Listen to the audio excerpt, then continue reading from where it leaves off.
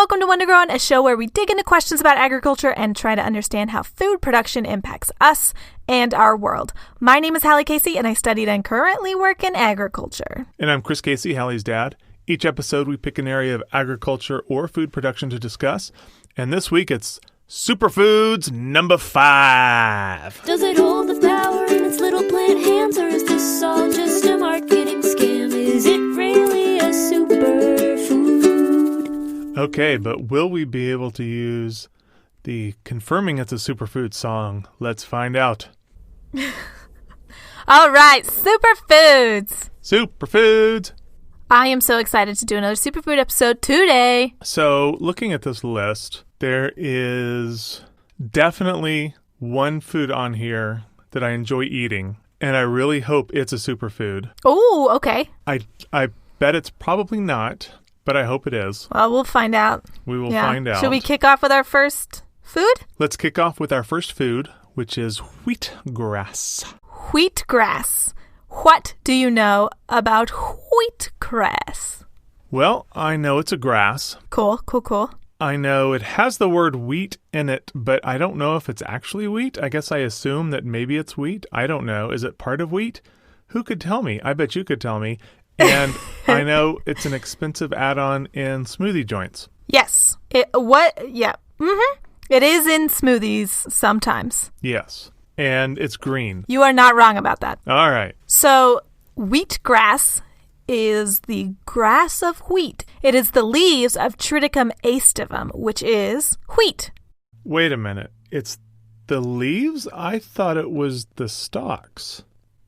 It's the leaves. Yeah, it's the leaves. Yep. Okay. So I've already learned something new. So wheatgrass, you can get it fresh, which is often what you see at smoothie joints. You can also get it freeze-dried, which is often also incorporated into drinks as well. Wheatgrass was actually made popular by a woman named Anne Wigmore, who apparently lived in Boston, was originally from Lithuania, and she was one of the first folks, according to this book that I skimmed about her, to popularize the idea of raw foods in U.S. diets, which was around the 1940s. So raw food is generally not considered a negative thing in diet. It's good to eat raw fruits and vegetables, but this lady, Ms. Wigmore, also promoted a lot of other fake and harmful claims that were just fake pseudoscience. She claimed she had a cure for diabetes, and she claimed she had a cure for all these things, that it was just lies and it was really harmful. So, not a fan of her, big fan of raw food. Okay. Wheatgrass falls into the category of sprouts, similar to bean sprouts and stuff like that, because they are... Like alfalfa sprouts? Yeah, similar to alfalfa sprouts. Alfalfa sprouts and bean sprouts are both leguminous sprouts that are dicotyledonous, and these wheatgrass sprouts are monocotyledonous, so the grasses that you're eating are basically the little embryos that have just germinated from the seeds of the wheat, but they're very, very young. And so we've talked about microgreens, and in that episode we talked about sprouts and how there are some food safety concerns around sprouts and microgreens. You can have some food safety concerns around the wheatgrass as well as bean sprouts and alfalfa sprouts because they're so young and tender that they can have food safety issues around fungus. So that can be an issue. Oh, wow. Yeah, similar to we talked about this, particularly with bean sprouts. There have been some high profile cases of foodborne illness. Yeah, it's a concern if you have, these young sprouts. It can happen. Okay. Real quick, cotyledon is a word which you have defined on the show before. Yes. And it means something. Correct. And now there's these sprouts with one or two of them. Yeah, so cotyledon, so inside of a seed, you have different parts. Part of that is the embryo and the cotyledon.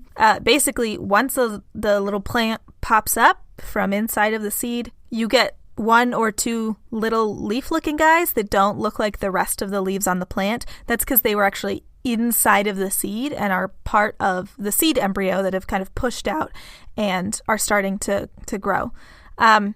So if you have a grass, it only has one of these leaf guys, and it's called monocotyledonous.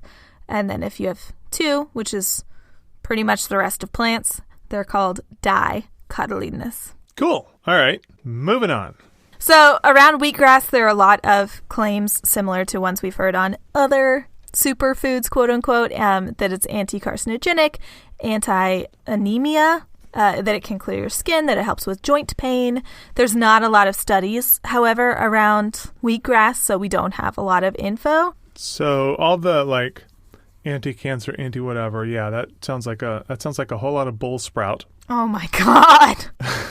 Generally, wheatgrass has good nutritional benefits as a leafy green. It can be dangerous to folks with celiac disease or who are allergic to grass or wheat products because it is wheat. But its leaves are good for us, generally. All right. Eat your leaves. Eat a salad. Yeah. Eat some wheatgrass. It's good for you. It's fine. It's fine. It's fine. Yeah. Go for it. Get some nutrients. But it sounds like we're not going to put a cape on this one. No, I don't think so. Well, I mean, there's not a lot of science, so who knows? We might come back in 10 years and there might be some great science showing some miraculous things that wheatgrass does. At this point, there is absolutely no evidence of that. All right. Sounds good. You ready for the next food? I am so ready for the next food. It is avocado. Give me some guacamole, please. So we're talking... And let it cure my cancer. Of course, about the wonderful avocado, which is Persea americana in the Lauraceae family, which is the laurel trees. Love that. What do you know of... What? Well, I just looked at the show prep notes, and I see that it's a berry. Oh. Which is awesome, because after all, what even is a berry? Something very, As we were asked very so specific. Many times. Yes. But it's a berry. I don't know. It's good. It's good on sandwiches. It's good on toast. It's good mixed with jalapeno and cilantro, maybe a little mayo and some salt and pepper and some lime juice, and put on a tortilla or on a chip or whatever, and it's good. Agreed. That's what I know about avocados. It is good. True. The word avocado actually comes from an indigenous language, the Nahuatl language, which is an indigenous people from Mexico and Central America. The word is aguacate, and then that got translated into Spanish, which originally is a fairly anatomical description of a human body part that the avocado resembles somewhat. Oh. So people in native Mexico were perpetually 14 also. I mean, you see it and you say it, you know? Keep it simple. It is also, another English name for it is the alligator pear, which is also fairly literal, and I like. Oh, I like that, because, I mean, I'm sure alligators love pears, too. Yeah, I'm sure. I'm sure the carnivorous reptile, the alligator, loves a pear. Avocados are native to Mexico and Central America. They are enjoyed widely around the world, though, on account of how delicious they are. They are, and they're grown pretty widely in California, are they not? Yes, there's a lot of avocados grown in California. Alrighty. The most common cultivar of the avocado is the Hass avocado. Those are probably the ones you're familiar with that are nice and big. Avocados are climacteric, which is similar to bananas, where like for a banana you can buy it when it's green before it has ripened, and it can ripen off of the plant and it's ready to go, as opposed to something like a melon. If you harvest a melon, or like a grape is non-climacteric, if you harvest those before they are ripened, they just stop maturing and they will not get up to maturity. Got it. And there are people who actually like green bananas, and they are just wrong. Hey, don't knock it. A green banana is lovely and starchy. Okay, if you say so. We don't need a yucky yum. People like what they like. I think there are just certain truths in the world. Avocados are dichogamous, which is such a fun plant word. Plants have great words. Basically, this means that one plant has both male and female flowers, but the different flower sexes are separated throughout time to try and facilitate cross-pollination, which... Kind of like Doctor Who? Kind of like Doctor Who, except for they're both aging forward in time, not backwards in time. Got it. But yes. And I'm glad you said the word, because I would have said dichogamous, which that just sounds kind of weird. But dichogamous makes sense. Yeah, dichogamous. Basically, it means that either the male or female flower blooms first, and then like a week or 2 weeks later, the other one blooms. And this is basically just so that different plants can get it on with other plants so that you have more robust mixing of DNA in reproduction, which is fine, except for that it's a really annoying thing for breeders because you have to, like, if you want to cross-pollinate something that's blooming at the same time, that's on the same schedule, you have to, like, go and collect pollen and then artificially, like, pollinate it 2 weeks later. It's just a whole thing. Like, it's very annoying. Got it. And you never know if either the male or the female is going to be the late bloomer. What? Is this a joke? The late bloomer. Is it a joke? Late bloomer.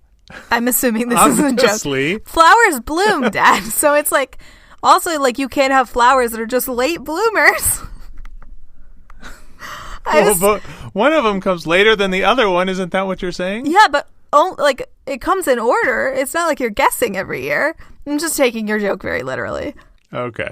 I mean, one of them happens first and the other one happens later. Yeah, but so you do know which one's going to be the late bloomer. You can't anticipate it. That's what I'm saying. Okay. Anyways. Moving on. You can propagate avocados by seed. Traditionally, they're propagated asexually, most often grafted, just because it takes a really long time. And if you are growing a fruit tree by seed, then you're going to have changes in the phenotype. So, if you want to propagate an avocado by seed, Dad, do you know how you do this? You take out the seed and you plant it in the ground? No. So you take out the seed, you rinse it off in the sink, and you poke some toothpicks in it, and then you put it over a glass of water. Have you ever seen this happen? What? It's like a science project that a lot of kids do. Maybe. So you kind of make it like a little sea urchin. And then, is this one of the things where it grows out and then it grows down into the thing and then that becomes a plant or something? I mean, that's how seeds generally operate, is it grows out of the seed and then down and then becomes a plant. Well, I'm thinking of the trees where the leaves sort of go down into the ground and then become roots. Oh, no, I mean, so basically the propagation method, whether you're doing it at home in a science class or you're breeding from seed, is pretty much the same, where you take out the pit of the avocado, like the seed, and you rinse off the outside, and then you stick like toothpicks in it so that it's kind of suspended like just in or over water, like a glass of water. And then the radical pops out of the seed coat and goes down into the water. And that's how you propagate from seed. Yeah, it's very cool. That's why a lot of science classes do it in like middle school or whenever, because the seed is so big and it puts out this enormous radical. So it's like a very visual thing for kids to see, and it's just also super fun. Sounds to me like avocado breeding is the pits. Oh! Nice one. That was good. That was really, really good. Yeah, I liked that a lot. It was all right. If you would like to grow your own avocado tree from seed, that's how you do it. It will take a long time, though, because on account of how long trees take to get big. And then at some point, once it's been growing in the glass, you just transfer it to a pot or the ground or something? Yeah, pretty much. The leaves of the avocado tree can actually also be used in cooking as like a little spice. What? Yeah. I had no idea. I mean, it's closely related to the bay laurel, so it makes sense. Oh, okay. Even more praise for the avocado. Absolutely. Sounds like we're going to put a cape on it, maybe. We'll see. So the claims around the avocado: it stimulates the immune system. It helps with your hair health. Hair can't be healthy because it's dead skin cells or dead. I don't need to get into that. It can stimulate the immune system. It helps with hair healthiness, prevents cataracts, maintains regularity. All in all, I mean, whenever I hear stimulate the immune system, that's when my bull sprout meter goes off. All in all, there's not a ton of evidence that it's doing any of these things. It is, however, very high in fat. How high? 75% fat. To me, that's a wow level, like when I was wowed that quinoa was, like 27% protein or something ridiculous like that? Yeah, it's something like that. Or 27 grams of protein. I don't know. It was had a high amount of protein for a little old plant, and now we got a plant that has a high amount of fat, and I'm like, wow. Yeah, it is 75% fat. It's also very high in fiber, and it has a good amount of potassium. Well, potassium is important. It is. As berries go, and fruits in general, this is pretty uncommon. I mean, olives are also a fruit that's pretty high in fat, but we don't see a lot of these lovely, good, fatty, oily fruits out there that we eat. Avocado oil has a pretty high heat point, so it's really good for cooking. Generally, people often don't lack oil/fat in their diet, but as a food, I think it's pretty cool. I wouldn't probably put a cape on it because you can get good fats from a lot of places. It's not super unique as these things go. It is extremely delicious, and I am a huge fan.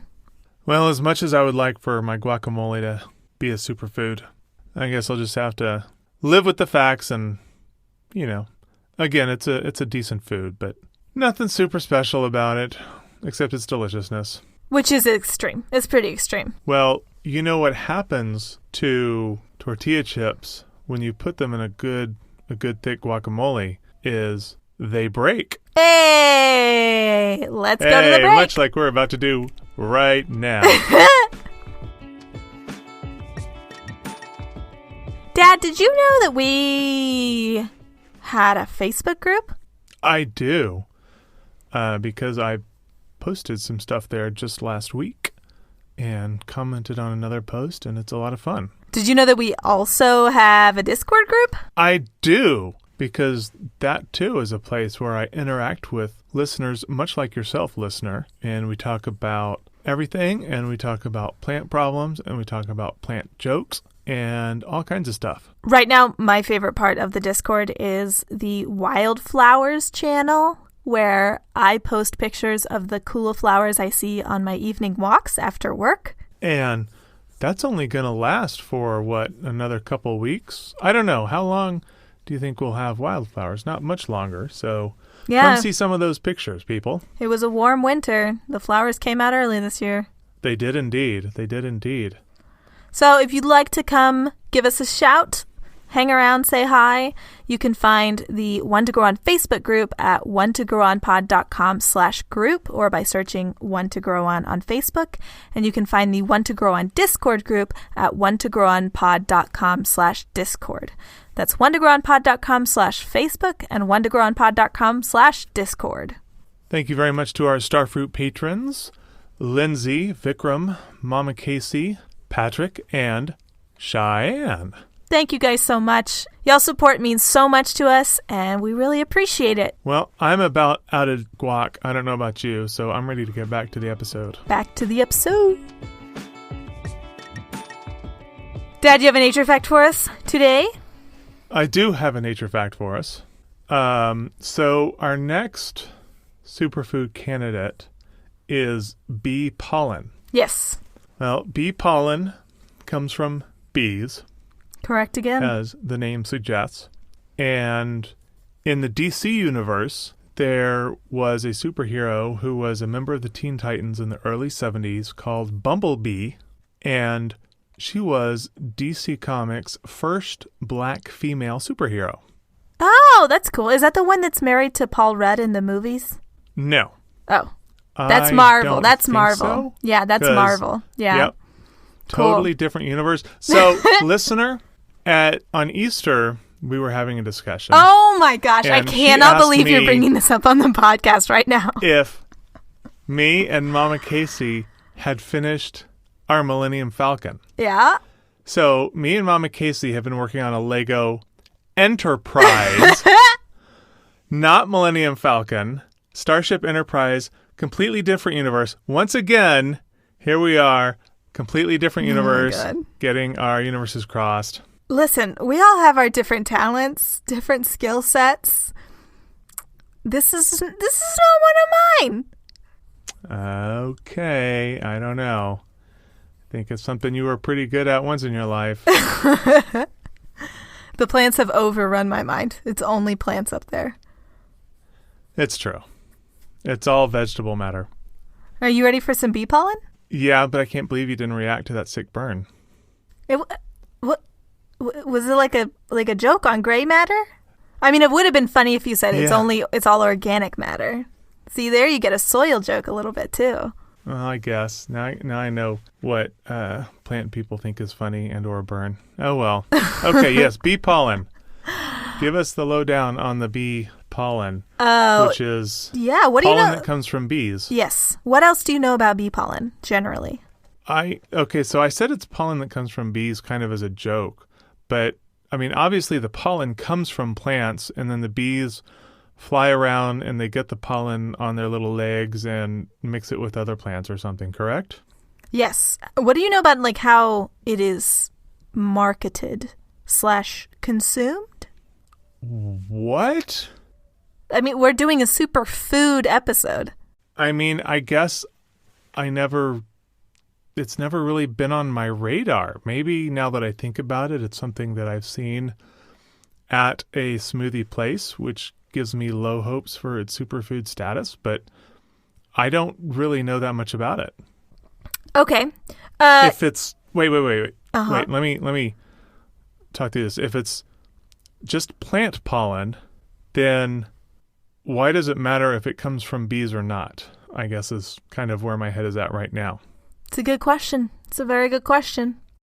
So, bee pollen, I guess you could put it in smoothies. Usually, I think you put it over like yogurt or like a granola or something like that. I think it's crunchy. I've honestly never eaten it. Pollen itself is a gametophyte, which, as you mentioned, comes from plants. The bee pollen is like a dusty little pellet of field gathered, like you mentioned, flower pollen that bees go and get. Pollen is a lot of nitrogen, and this pollen serves as the bee's primary source of protein, whereas honey serves as the hive's source of sugar. I had no idea pollen was a source of protein for bees. That's awesome. It is, as you mentioned, gathered, as opposed to something like beeswax, which is also a byproduct of bees. But beeswax is actually secreted by the bees themselves. This they just go and pick up and collect into pellet shapes. I could not find a lot of info about the agricultural significance of this. I looked all over the place to find, like, how to start farming bee pollen. There was very little information. So I think it's pretty niche. It's like a specialty crop that not a lot of people are growing right now. Business Insider, actually, in an article about bee pollen, credited the popularity of it as a product to a Victoria Beckham tweet. Oh, bull sprout. I'm just going to start using that for everything. Can I make an anti-claim? Sure. Is it anti-Victoria Beckham? Because if so, I will not hear it. No, it's just an anti-claim. It's speculation on my part, to be sure.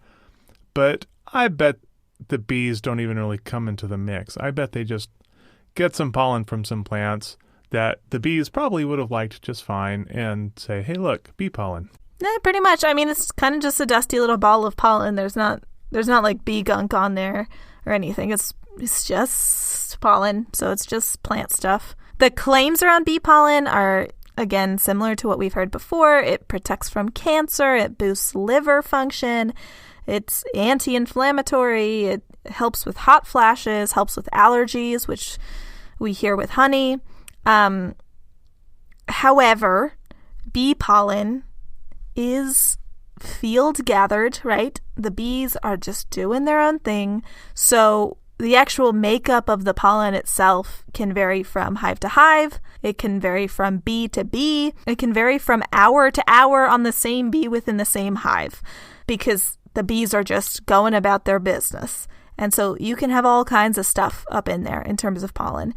There's not really any clear evidence that it can treat or prevent any ailment. Because it's harvested by bees, there are a lot of variables that are extremely difficult to control because, you know, the bees go where the bees go. So it can be contaminated, and it can be dangerous if you have serious allergies, because the bee goes where the bee goes. Bee goes where the bee goes. Can't control the bee. I mean, perhaps one day we can control the bee, but should we control the bee? That's a good question, but if we could, maybe we could save them from extinction because of our monocultures and such things. Who knows? I don't know. Probably unwise. If I have learned anything from movies, it's not a good idea. Yeah, that's probably true. That's probably would lead to a bee revolt, and then we'd all be in real trouble. Honestly, the bees can rule me. I mean, now we're just getting political. Is that political to say the bees can rule me? Yes, because it implies that you're not happy with the current administration. I'm not happy with the current humanity.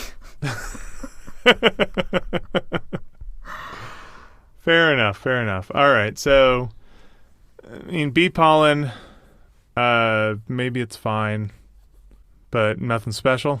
Yeah, nothing special. There's not a lot of nutrition associated with it. It is some, I think, crunchy guys. If you were looking for crunchy guys, this seems to be an option, but it doesn't really seem like they have a lot to bring to the table, according to current science. Well, that's kind of a bummer, but, you know, bees make honey and pollinate our plants, so it's not their fault. More like a buzzer. Ah, nice one. Thank you. So should we talk about spelt? Let's talk about spelt. So the scientific name for spelt is Triticum spelta, so it's in the same genus as wheat. Okay. Another common name for spelt is actually dinkelwheat. Dinkelwheat. Dinkelwheat. That sounds like a derogatory term for wheat. It's just some dinkelwheat. Just some dinkelwheat. Interestingly, in Greek mythology, spelt was actually given by Demeter to humans. And humans have been eating spelt for thousands of years. This is something we have been eating for a long time. Nice. Well, thanks, Demeter.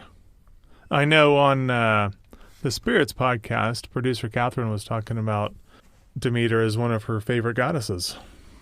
Demeter's great. Demeter's extremely good. And for more information on how great Demeter is, you can find our episode where we guested on the Spirits podcast and gushed about Demeter for like 25 minutes. Nice. All right. Spelt has been eaten in the U.S. for a long time, but it got replaced by wheat just because wheat is easier to grow and a little bit more delicious. However, the biodynamic/organic farming movement of like the 1970s revived the popularity of spelt because it requires less added soil nutrition than wheat. Oh, it's easier to grow. Yeah, it can be easier to grow. It's arguably less delicious. I don't want to drag spelt here. I'm not that much of a fan. But yeah, it can be a bit hardier and it can just stand up to a bit more. Okay. Today, we eat some spelt in America. It's much more popular in Germany than most other places. It's like more in the cuisine in Germany, but people eat it in different places in small amounts. It's not terribly common. We do also use it for a feed grain for like cows and horses and stuff like that. So it's popular in Germany. It's coming back here. So maybe for just a time here, you know, we misspelt. Yeah, misspelt. Yep. No, I got it, Dad. I did get the joke. All right. I'm glad. The claims around spelt are it lowers risk of stroke, it lowers risk of heart attack, it can help with diabetes and cancer. There's not really a lot of evidence here. Unfortunately, I don't think we're going to have any Cape-worthy foods in this episode. Sorry to bum you guys out. It is high in protein, has some good fiber, has some good phosphorus. It has gluten, so it's not great if you are trying to avoid gluten. But generally, whole grains are good for you. This is kind of similar to like a whole grain oat or a whole grain wheat or something like that. It's good to have whole grains. So if you want some spelt, eat some spelt. It'll be good for you, but don't expect all the big stuff. Don't expect some big stuff. Do eat avocados on account of how delicious they are. Perhaps enjoy you some wheatgrass or other small little friends. And yeah, have a lovely afternoon. Perhaps including some avocados. Have a lovely afternoon. Thanks for listening to this episode of One to Grow On. This show is hosted by me, Hallie Casey, and Chris Casey. It is produced by Catherine RJ and Hallie Casey. Our music is Something Elated by Broke for Free. Connect with us on Twitter, Instagram, and Facebook at One to Grow On Pod. You can find all of our episodes as well as more information about the show and the team on our website, onetogrowonpod.com. Join our community and learn more about each episode at patreon.com/onetogrowonpod. There you can get access to audio extras, fascinating follow-ups, and even custom art created just for you. If you like the show, please share it with your friends. Sharing is the best way to help us reach more ears. Be sure to check out the next episode in 2 weeks. But until then, keep on growing. Bye, everybody.